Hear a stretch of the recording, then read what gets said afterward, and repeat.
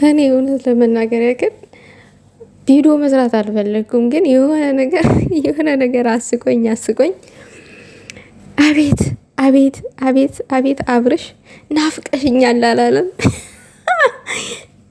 ከሄርሜላ ጋር ምን አይነት አክት ሲያደርጉ እንደነበረ እንደከረሙ አይታችኋል ሁላችሁም ማለት ነው። ያንን እንዳልተፈጠረ ያ ነገር ሞቷል በሱ ዘንድ። ሄርሜላ ውሃ በላሽ። ሰላም ጤና ይስጥልኝ ውድ የተከበራችሁ የኔ ቻናል ተከታታይ ሰላማችሁ ይብዛልኝ በያላችሁበት።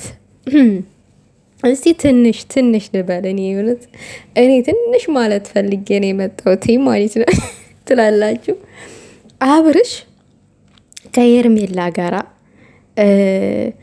ደስ የሚል ጊዜዎችን ሲያሳልፍ ነበረ እና ከስንት ጊዜ በኋላ ሩታ ወደ ቤተሰቦቿ ተመልሳ ሄዳ እናቷም እህቷም ያው መክረዋት እንዲታረቁ ሰላም እንዲፈጠር ልጅ ያለ አባት ማደግ እንደሌለበት ብዙ ነገር ሲሏት ነበረ። በዛ መሀል ደግሞ አብርሽ እንደሚሄድ ወደ እነሱ ቤት ምናምን ነገር አውርተውበት ነበረ። አብርሽ እንግዲህ የሆነ ቦታ ሩታን ቀጥሮ አግኝቷታል። መጀመሪያ ሰዓት ፍቅር ሲጀምሩ የተገናኙበት ቦታ ይመስለኛል ይሄ ቦታ። ያው ትውስታን ምናምን ነገር እያስታወሱ ነበር ሲያወሩ የነበሩት እና ናፍቀሽኛል አለ አብርሽ። ግን እንዴት ነው ነገሩ? ሄርሜላ ጋር ስትሄድ ሄርሜላ ጋር ናፍቀሽኛል ትባባላላችሁ። ሩታ ጋር ስመጣም እንደዛው። ስንት ሰው ነው የሚናፍቅ? ተው እንጂ ተው አብርሽ ተው። እውነት ይኸውልህ አብርሽ አሁን እንደዚህ ይህንን ያሳያት። ሁለቱም እኮ ፈገግታቸው እኮ አሪፍ ነው፣ ያምራሉ አብረው ሲሆኑ። ግን ምን መሰላችሁ፣ በመሀል ደግሞ ሴጣን ይገባና ምንቅርቅራቸውን ያወጣዋል። ብጥብጥ ይጀምራል ትላላችሁ። አሁን በቃ ሩታና አብርሽ አማረባቸው፣ ወደ ድሮ ቦታቸው ተመለሱ ምናምን ብላችሁ ልክ አባችሁን ከፍታችሁ ስትጠብቁ ከዛ እንደገና ነገሩ ሁሉ ብጥብጥ ብሽቅሽቅ ማለት ይጀምራሉ ማለት ነው። ነገሩን በቃ መበሻሸቅ ይጀምራሉ።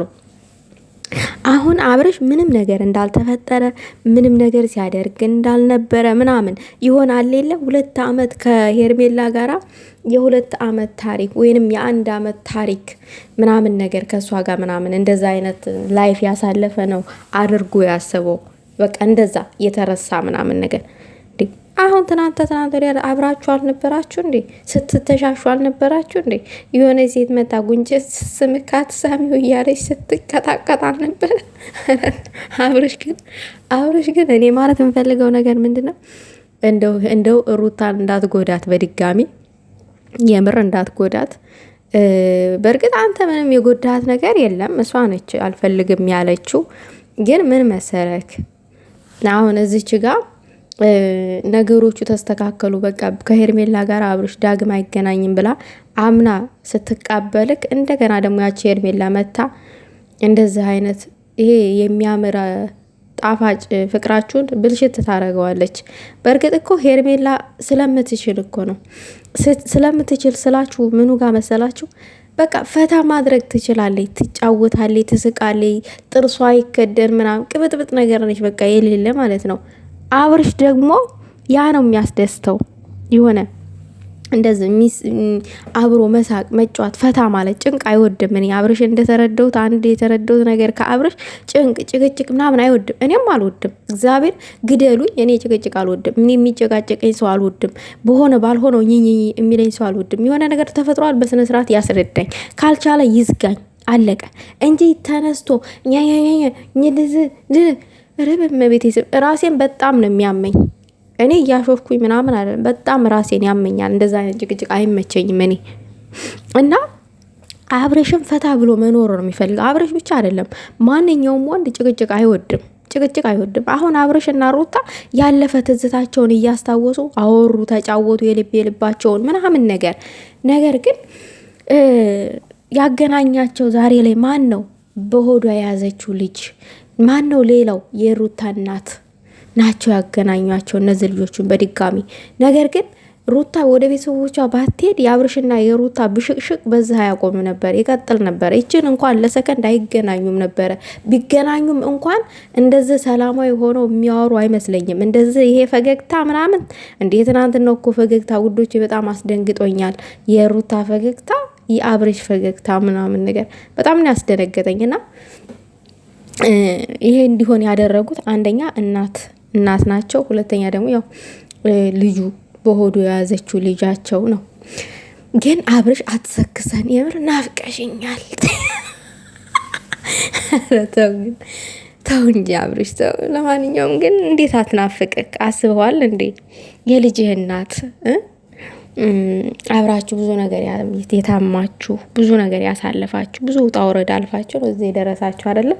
ባትናፍቅ ነበረ የሚገርመኝ። ለማንኛውም ግን ሰላም ይሻላል። ሰላም ፍጠሩና እስቲ ልጃችሁን ደግሞ በፍቅር ለማሳደግ ሞክሩ፣ በሳቅ እውነት። ልጅ እናት እንዳሉት ልጅ አላባት ይደብራል። እውነት አባት ማን ነው ሲባል አላቅም ማለት በራሱ ይከብዳል።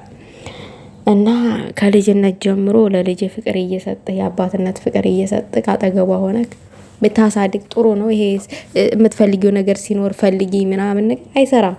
የምትፈልጊው ነገር ከጎንሽ ነኝ በማንኛውም ሰዓት፣ ይሄ ምንም የሚጠቅማት ነገር አይደለም። ሁሌ ከጎኗ ብትሆን ነው ለሩታ የሚጠቅማት፣ እኔ አስረግጬ ስነግርክ።